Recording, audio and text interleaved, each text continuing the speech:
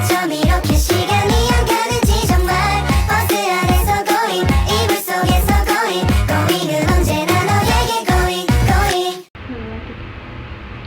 Assalamualaikum warahmatullahi wabarakatuh. Perkenalkan, nama saya Siti Mutiah dengan NIM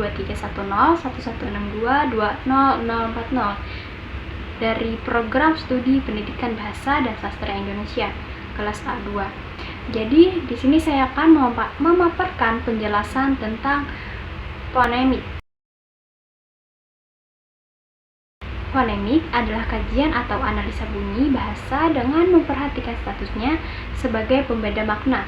Objek kajian dari fonemik adalah fonem, yang merupakan gambaran dari satu atau sejumlah font, baik berupa huruf vokal atau huruf hidup maupun huruf konsonan atau huruf mati.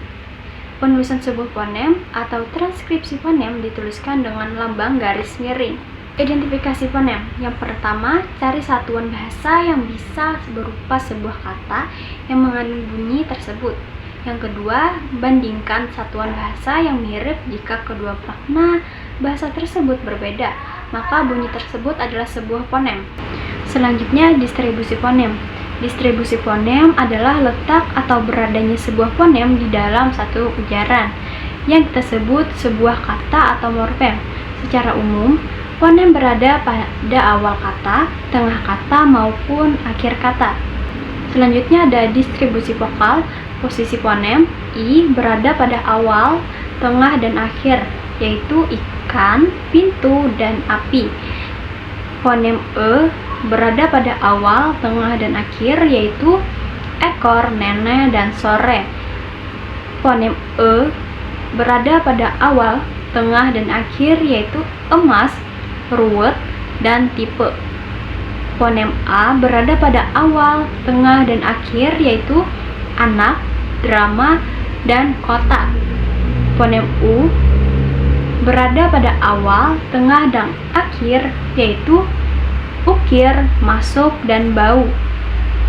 Fonem U berada pada awal, tengah, dan akhir, yaitu obat, balon, dan baso. Yang kedua, distribusi diptong. Diptong AU, A, dan W dapat menduduki posisi awal dan posisi akhir seperti pada contoh kata aula dan pulau. Tidak dapat menduduki posisi tengah.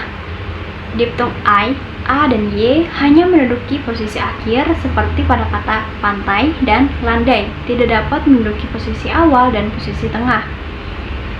Diptong I, O, dan Y hanya menduduki posisi akhir seperti pada kata sekoi dan amboy. Tidak dapat menduduki posisi awal dan posisi tengah. Diptong EI juga hanya menduduki posisi akhir seperti pada contoh sorpei. Tidak dapat menduduki posisi awal dan posisi tengah. Yang ketiga, distribusi konsonan. Fonem P berada pada awal kata, tengah, dan akhir, yaitu pasang, apa, dan siap. Fonem B berada pada awal kata, tengah, dan akhir, yaitu bahasa, sebut, dan adab. Fonem T berada pada awal kata, tengah, dan akhir, yaitu tali, mata, dan rapat. Fonem D berada pada awal kata, tengah, dan akhir, yaitu dua, ada, dan abad. Fonem C berada pada awal dan tengah kata, yaitu cakap dan beca. Fonem J berada pada awal kata, tengah, dan akhir, yaitu jalan, manja, dan mi'raj. Fonem K berada pada awal kata, tengah, dan akhir, yaitu kami, paksa, dan politik. Fonem G berada pada awal kata, tengah, dan akhir, yaitu galak, tiga, dan jajak. Fonem F berada pada awal kata, tengah, dan akhir, yaitu parkir, kapan, dan maaf. Selanjutnya, identifikasi dan distribusi alofon. Alofon dapat dikatakan sebagai variasi bunyi yang terdapat pada sebuah fonem.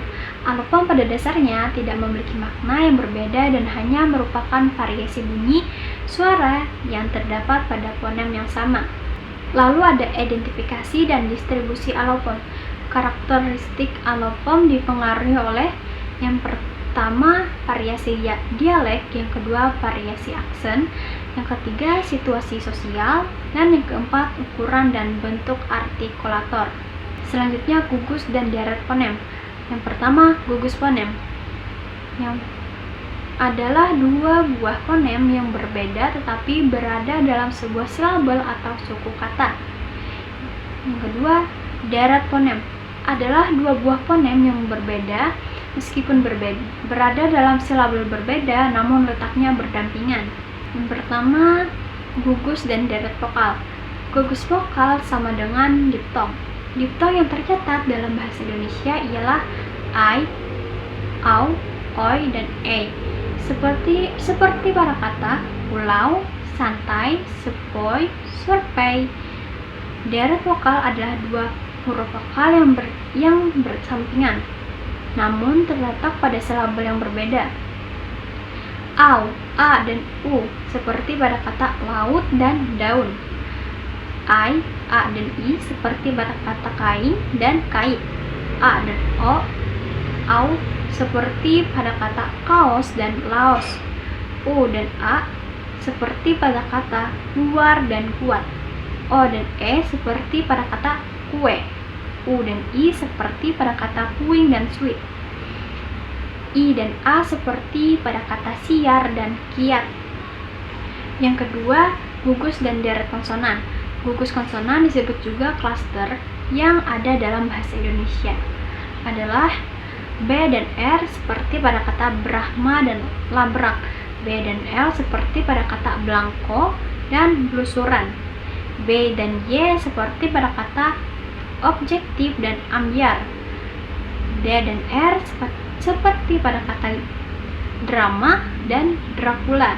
Deret konsonan adalah gabungan dua konsonan yang terdapat pada suku kata yang berbeda meskipun berdampingan.